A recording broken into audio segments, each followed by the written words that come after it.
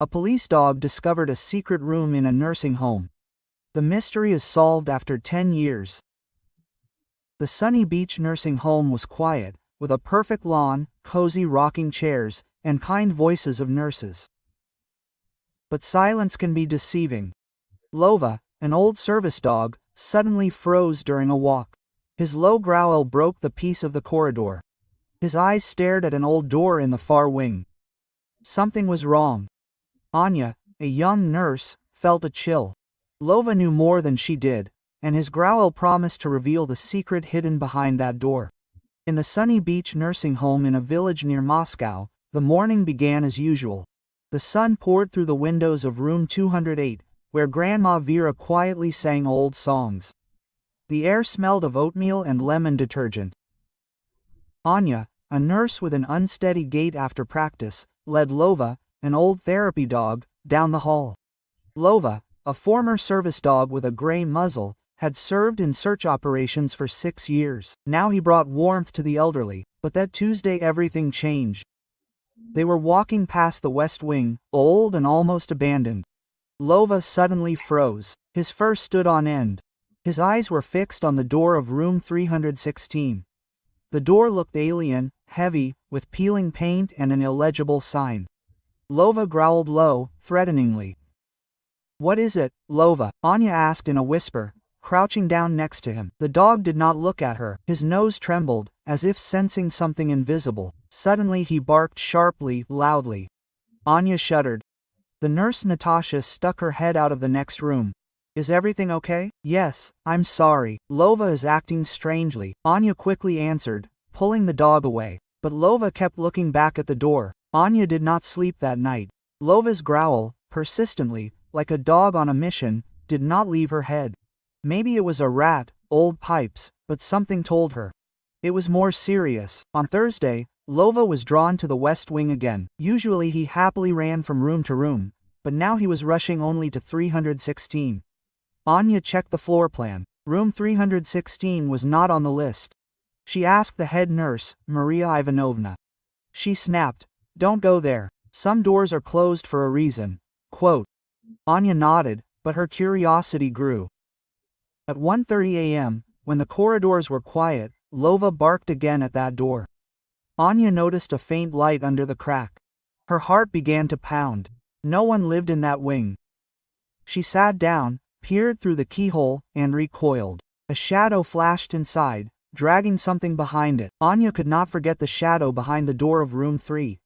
The next day she was silent, but everything inside was seething. Lova, as if sensing her anxiety, did not leave her side. In the morning, she carefully questioned her colleagues. "West Wing, do they store something there?" she asked Natasha while they were drinking coffee in the break room. Natasha shrugged. "I don't know. They say there are old things, equipment there." Anya nodded, but noticed how Natasha looked away. They were hiding something. She checked the nursing home database. Rooms 311 through 320 were listed as being renovated or empty. But there was something odd in the electronic journals. 3 shipments of drugs for the West Wing without patients' names, without numbers. Empty lines. Anya wrote this down in the notebook she now carried in her pocket. The night before the night shift, she took a flashlight and a tape recorder, hiding it in her uniform. Lova, as always, was waiting at the entrance. His ears were twitching. At 2 a.m., the corridor of the West Wing was empty. Moonlight was shining through the dusty windows. Dust motes danced in the air. Lova walked slowly. His nose touched the floor. At door 316, he froze again. His eyes were shining. The light under the door flickered like from an old TV. Anya crouched down, her heart pounding. "Is anyone there?" she whispered, pressing herself against the door. There was no answer, but the light flickered. Lova tensed. His fur stood on end. Anya heard a sound. Not footsteps, not a voice, but thin, intermittent breathing, as if someone was very close. She stepped back. Lova pressed himself against her, protectively. The next day Anya went to the director Ivan Petrovich. He was tall, with neat gray hair and a calm smile that seemed studied. Anya told about Lova, about the light, about the shadow. I saw someone, she insisted. Ivan Petrovich listened, without losing his smile. Anya, you're tired. Night shifts are hard. An old building, drafts, the wiring is playing up. There's nothing there. Anya left his office angry, but Lova didn't give up. That same day, he snatched a bunch of keys from the janitor. Anya picked them up and noticed a small rusty keychain with the number 316. She couldn't sleep that night, looking at the keys. Why do they need them for an empty room? Why is there nothing in the system? Lova was lying next to her, his ears moving with every rustle. Anya made up her mind. She would go back to 316. The corridor seemed even colder the next shift. Lova walked next to her. His movements were precise, like a young dog's. Anya squeezed the keys, turned on the flashlight only for a second so that no one would notice. Lova sat down at the door of 316, as if he knew what was about to happen. Anya inserted the key. Click. The door creaked, opening. The smell hit her nose. Stale air, chlorine, unmuffled rot. The room was larger than Anya expected.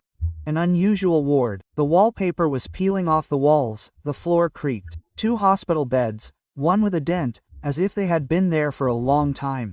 An old TV in the corner flickered with a gray noise. An old man sat in a wheelchair by the window, motionless as a stone. He looked into the darkness.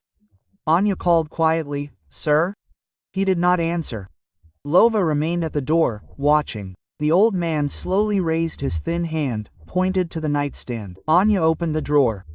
There was a worn leather notebook. She opened it. On the first page was written, "They better go." The old man spoke. His voice was hoarse. Quote, "No one remembers us." Anya looked at him. His face was sunken. His eyes were burning with a strange light. "Who are you?" she whispered. He barely moved his lips. "You already know." Anya didn't know, but his words chilled her to the bone. She closed the notebook, put it back and went out. Her heart was pounding. Lova pressed himself against her, protecting her. At home, she didn't sleep. She dug through the databases, looked for the name from the notebook, Grigory Ivanov. Nothing, no records, no relatives, as if he didn't exist. The next day, Anya asked the young nurse Olya, "Who lives in 316? Olya hesitated. "They say an old military man or a priest, no one knows for sure." Anya stopped asking. The answers seemed like a lie. She met with her friend Sergei from the sanitary inspection. "Can a nursing home hide patients?" she asked over a cup of tea. Sergei frowned. "If they are hiding it, it is a crime. Report it to the authorities." Anya nodded, but said nothing. The notebook was burning her pocket. She knew that there was more than deception behind the door of 316. Anya clutched the notebook she had found in room 316. Her fingers were shaking. The name Grigory Ivanov, written on the last page, did not give her peace. She returned to the sunny beach determined to find out more. Lova, as always, was nearby. His eyes followed her every move. During the day, she behaved as usual, smiling, delivering medicine, helping Grandma Vera. But her gaze kept returning to the West Wing. At lunchtime, she noticed the janitor, the same one from whom Lova had snatched the keys. He quickly looked away, as if he knew what she had seen. In the evening, Anya checked the database again. Nothing new, but in the old archives, she found a strange entry. In 2015, the West Wing received funding for a special project. No details, just a signature. Dr. Oleg Smirnov. Anya wrote down the name. She asked Maria Ivanovna, "Who is Smirnov?" She frowned. The old consultant had long since left. Anya didn't believe it. Lova, as if sensing her doubts, was restless all day, reaching out to 316. That night, Anya took the keys and went to the West Wing. Lova walked next to him. His ears caught every sound. The corridor was cold, the silence oppressive. She stopped at door 316. Her heart was beating in her throat. The key turned easily, as if it had been waiting for the door. Everything inside was as before. The smell of bleach, the flickering TV, the beds. Grigory was sitting in a wheelchair, looking out the window. He didn't turn around, but he spoke. "You're back." Anya swallowed. "I was reading a notebook. Is it true?" He chuckled hoarsely. No, believe me, it's easier to live. He pointed to the corner of the room where an old curtain hung. Anya pulled it aside and froze.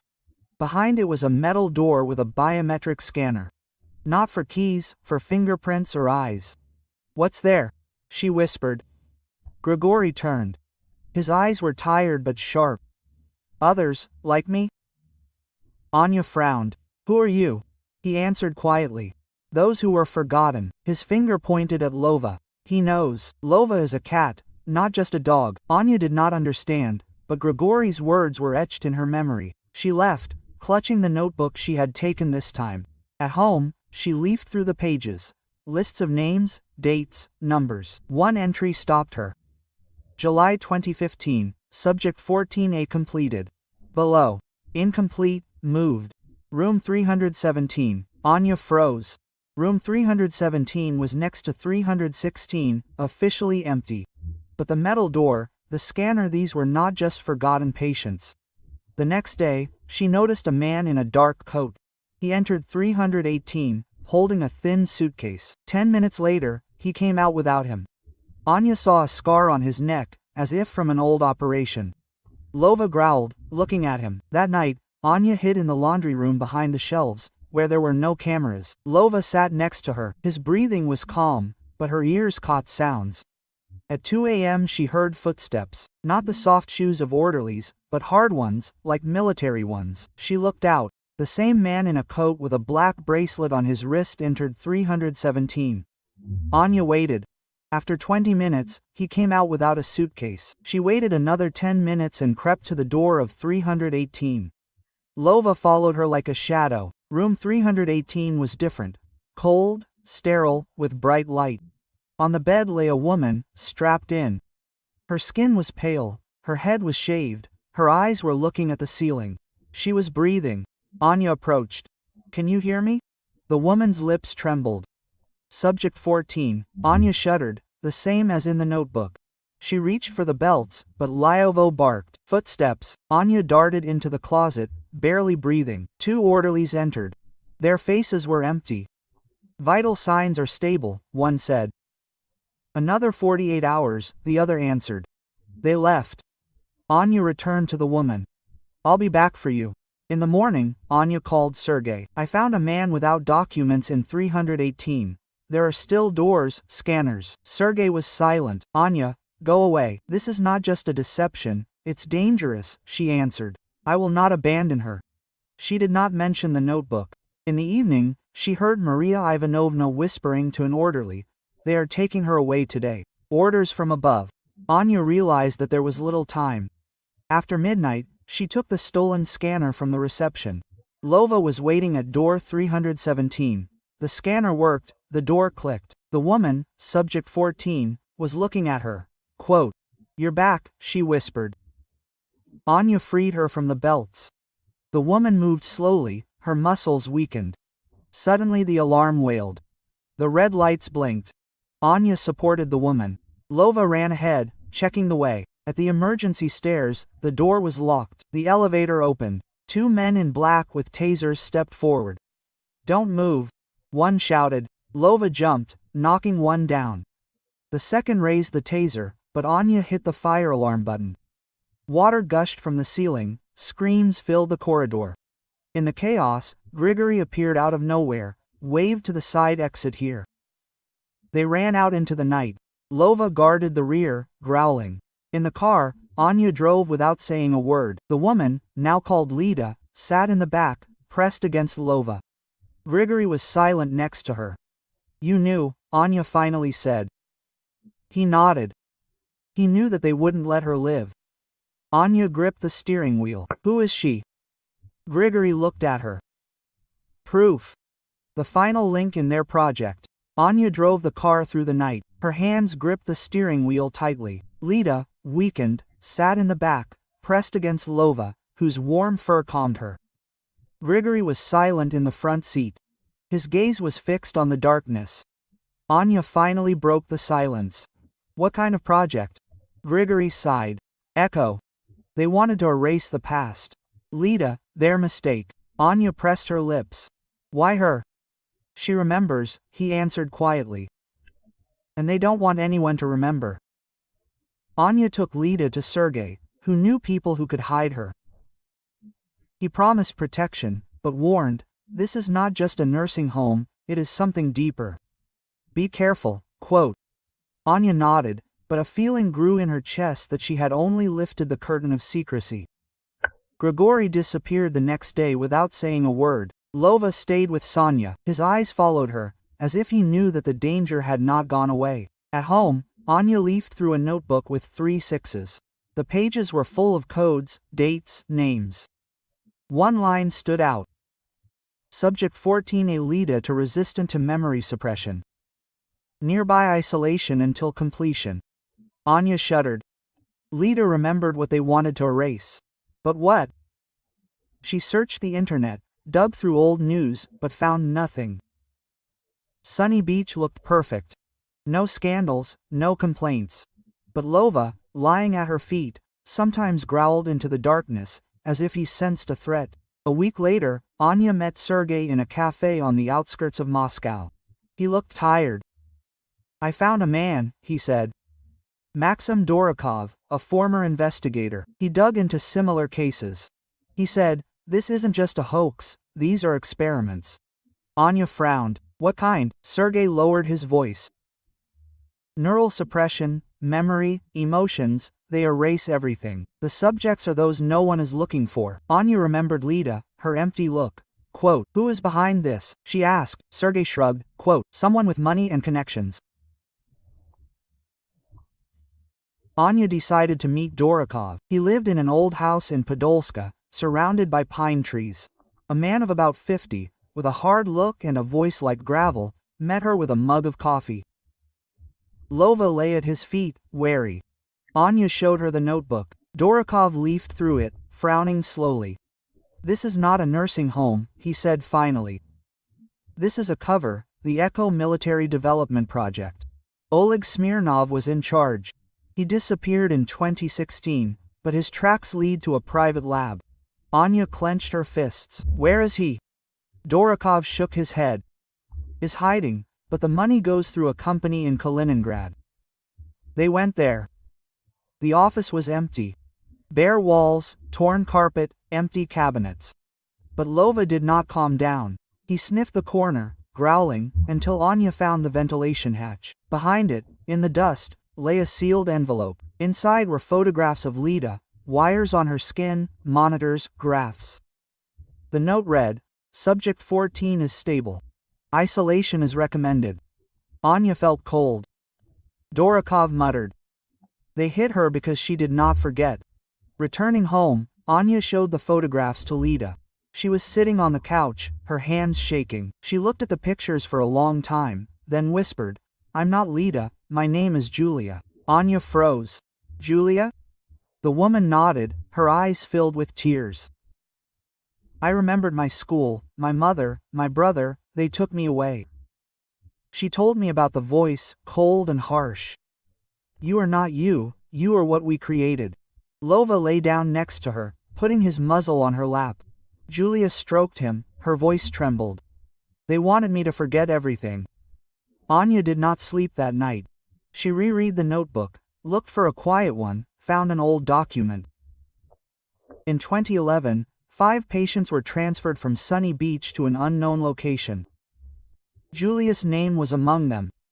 Anya realized that this was not an accident. She returned to the nursing home, putting on a courier uniform and a cap so that they would not recognize her. Lova remained in the car. His eyes followed the building.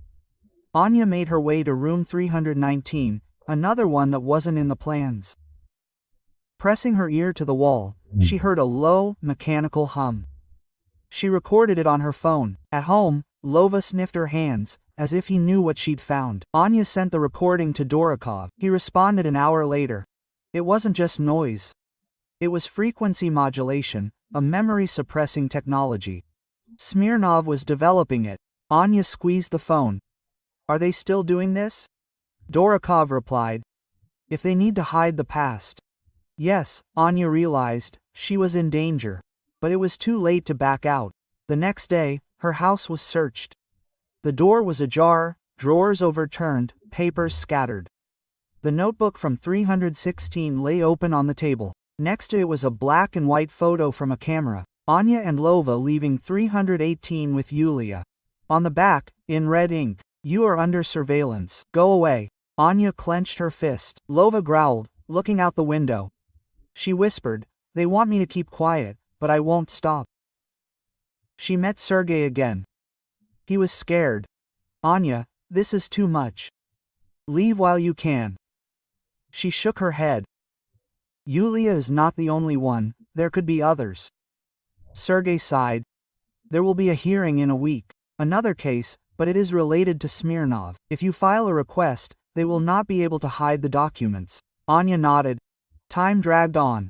Lova sat by the window every night, his ears catching shadows. On the 6th day, a message came from Durakov. "The documents had leaked. An investigation has been launched." Anya exhaled. Finally. Yulia began to talk more. She remembered her brother's childhood, who read her fairy tales. But every time she mentioned Smirnov, her voice trembled. "He said that I would forget myself." Anya held her hand. "You remembered, Yulia." Lova lay down next to her. His warmth calmed them both. Anya was preparing for the hearing. She had gathered everything: a notebook, a photo, a recording of the hum. Lova was with her. His presence gave her strength. The day before, she had gone out onto the porch, looking at the stars. "Oleg Smirnov," she said into the darkness. "I know you're out there somewhere. And I'll find you." Lova barked softly, as if agreeing. Anya smiled. "We'll tell the truth." "Yes, Lova." Anya stood in front of the gray building of the regional administration in the Moscow region. Lova, wearing an old vest with the words, "Retired Dog Practitioner," lay next to her. His eyes followed the passers-by. Inside, the room was simple.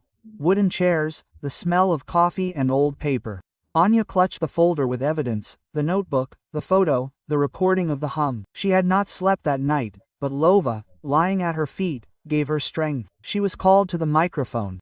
Her pulse was pounding in her ears, but she spoke. "My name is Anna Sokolova, I'm a nurse. I saw what happened in Sunny Beach. This is not caring for the elderly, this is control." Quote, Yulia, subject 14, was held in room 318 without documents. Her memory was being erased. Project Echo, led by Oleg Smirnov, tested people no one was looking for. The room fell silent. The official in glasses leaned over. "Evidence." Anya showed a photo, a notebook, a recording. "I freed Yulia.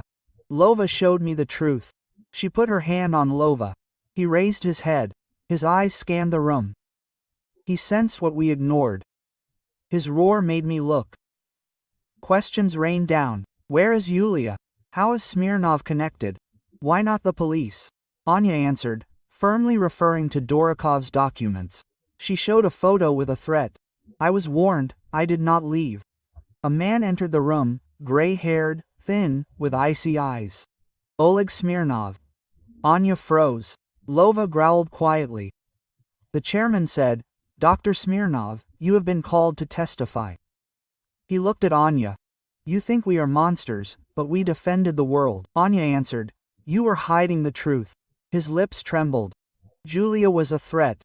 Anya stood up. She was human. The hearing was over. Outside, the sun was shining brighter. Lova was rubbing against her leg. Durakov was waiting on the steps, handing her an envelope. "Julia is safe. The press will publish tomorrow." Anya nodded, tears glistening. She deserved to live. At home, Lova lay down on the rug. His breathing was slow. Anya sat down next to him. "You knew it all along." "Yes." He wagged his tail. 2 weeks later, the truth came out. The headlines screamed, "Sunny Beach experiments exposed." Smirnov had disappeared, but it didn't matter. Other nursing homes were under investigation. Julia gave an interview under a new name, hiding her face. Her voice was strong. Anya gave up fame. She needed peace. She worked in a small clinic. Lova came with her. The old people loved him. He moved more slowly, but his eyes were sharp. One day, Julia called. I remembered. Smirnov said, "You will forget yourself until the world remembers us." Anya answered, "The world remembered Yuli." Lova nuzzled her hand with his nose. In the evening, Anya sat on the porch, looking at the stars. Lova lay down next to her. His head rested on her boot.